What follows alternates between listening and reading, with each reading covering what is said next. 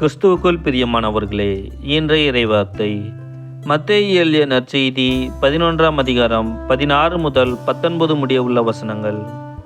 அக்காலத்தில் இயேசு மக்கள் கூட்டத்துக்கு கூறியது: இத்தலைமுறையினரை யாருக்கு ஒப்பிடுவேன்?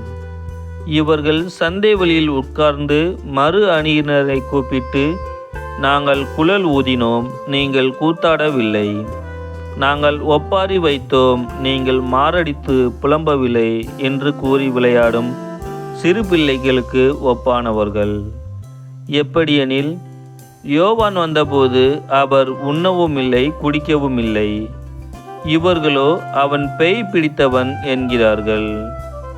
மானிட மகன் வந்துள்ளார், அவர் உண்கிறார், குடிக்கிறார். இவர்களோ இம்மனிதன் பெருந்தேனிக்காரன், குடிகாரன், வரி தண்டுபவர்களுக்கும் பாவிகளுக்கும் நண்பன் என்கிறார்கள். எனினும் ஞானம் மெய்யானது என்பதற்கு அதை ஏற்றுக்கொண்டோரின் செயல்களே சான்று.